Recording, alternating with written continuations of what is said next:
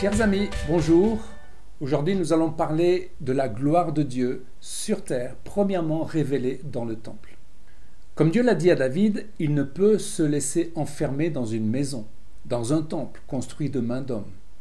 Malgré tout, il y a eu le tabernacle de Moïse, puis celui établi à Shilo, puis un temple devenu une des 7 merveilles dans le monde, le temple de Salomon.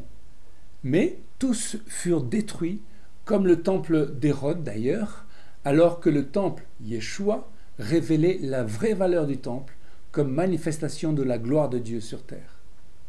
Cette gloire reviendra physiquement lors de l'avènement du Messie. Mais revenons au tout début, avec le tabernacle de Moïse. Lisons pour cela Exode 25, 22. C'est là que je me rencontrerai avec toi, du haut du propitiatoire, entre les 2 chérubins placés sur l'arche du témoignage. Je te donnerai tous mes ordres pour les enfants d'Israël. Le tabernacle, c'est la demeure de Dieu, en hébreu Mishkan. C'est aussi la tente de la rencontre, au El Moed, car c'est dans ce lieu, le lieu très saint, là où le sang est déposé sur l'arche de l'Alliance, que Dieu peut se révéler à Moïse. Et sachant qu'après avoir donné les tables de pierre, qui sont la loi, la Torah, Dieu donnera à Moïse les plans du tabernacle, qui fera que le tabernacle existera. Il n'y a pas d'autre Dieu que le Dieu d'Abraham, d'Isaac et de Jacob. Un Dieu qui s'abaisse jusqu'à nous. Et en tant que chrétiens, nous devons le voir également dans la première alliance. Pour la construction du Mishkan, donc, Dieu va remplir de son esprit un homme de Juda, Betsalel, et un Danite, Oholiab. C'est dans le tabernacle que Dieu va faire reposer sa gloire. Cette gloire sera vue lorsque la nuée de gloire s'élèvera au-dessus du tabernacle, indiquant le temps du départ. Parlons également du tabernacle de Shilo. Nous connaissons l'existence du tabernacle à Shilo avec Josué. Toute l'assemblée des enfants d'Israël se réunit à Shilo et ils y placèrent la tente d'assignation. Le pays était soumis devant eux. L'arche de l'Alliance y était, selon 1 Samuel 4. Et c'est à Shilo également que fut faite la répartition des 12 tribus dans le pays. Lisons Josué 19, 51. Tels sont les héritages que le sacrificateur Éléazar, Josué, fils de Nun, et les chefs de famille des tribus des enfants d'Israël distribuèrent par le sort devant l'Éternel à Shilo, à l'entrée de la tente d'assignation. Ils achevèrent ainsi le partage du pays. La gloire de Dieu régnait à Shilo durant près de 400 ans. Et lorsque Dieu suscita Samuel du temps des juges, Dieu apparaissait toujours à Shilo. L'Éternel continuait à apparaître dans Shilo, car l'Éternel se révélait à Samuel dans Shilo par la parole de l'Éternel. Hélas, nous savons que le peuple s'est éloigné de son Dieu, et les fils du sacrificateur d'Élie, Ophni et Phiné, étaient pervertis. Dieu condamna la maison d'Élie. L'Éternel dit à Samuel, « Je vais faire quelque chose qui étourdira les oreilles de quiconque l'entendra. Il y aura la guerre avec les Philistins, les 2 fils d'Élie mourront, Élie lui-même tombera et mourra, et l'arche sainte sera prise par les Philistins. » La belle-fille de Élie dira, « La gloire est bannie d'Israël, car l'arche est prise. » Du nom de son fils en hébreu, Ikavod. Lisons Psaume 78, verset 60. Dieu entendit l'idolâtrie d'Israël et il fut irrité. Il repoussa fortement Israël, il abandonna la demeure de Shilo, la tente où il habitait parmi les hommes. Il livra sa gloire à la captivité et sa majesté entre les mains de l'ennemi. Réalisons ceci, Dieu a abandonné sa gloire. Or l'arche et le tabernacle ne sont rien sans sa gloire et sa présence. Alors posons-nous sérieusement cette question. Est-ce que la gloire de Dieu est toujours là dans la louange, dans nos cultes, dans nos églises? Est-ce que l'onction du Saint-Esprit est toujours là dans le message donné du haut de la chair? Car Dieu ne transige pas, il est jaloux de sa gloire. Violer l'alliance de Lévi. En Malachi, Dieu en a contre les Lévites qui ont violé l'alliance de Lévi. Lisons Malachi 2. Mais vous vous êtes écartés de la voie. Vous avez fait de la loi une occasion de chute pour plusieurs.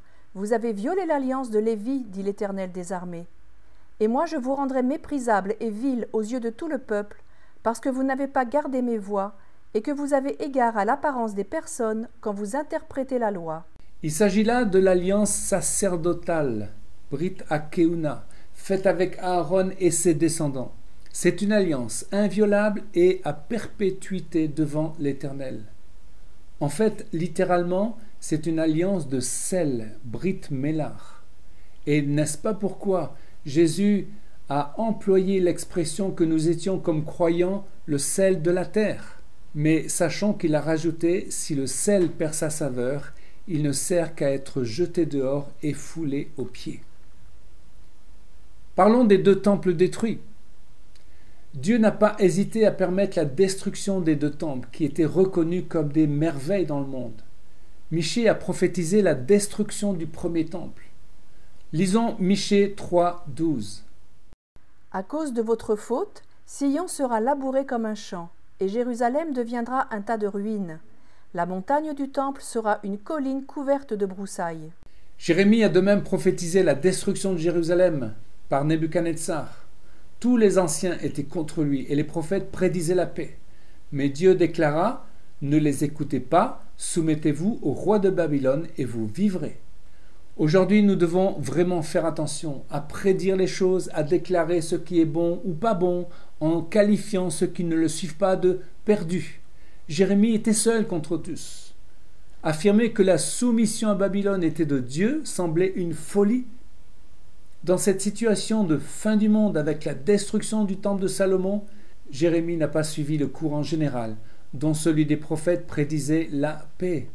Chers amis, soyons vigilants et humbles, recherchons avant toute chose la pensée du Seigneur et surtout ne condamnons pas ceux qui ne pensent pas comme nous.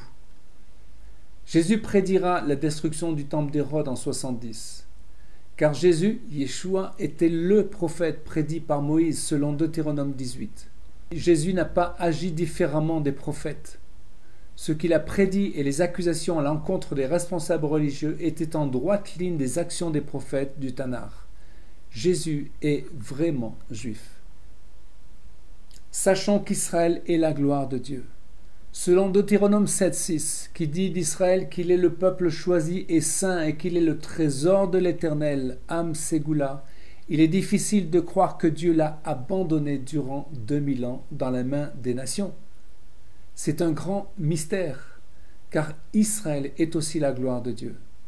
L'errance du peuple juif dans les nations durant 2000 ans peut être nommée la gloire en exil, à l'image de l'arche qui est restée aux mains des Philistins.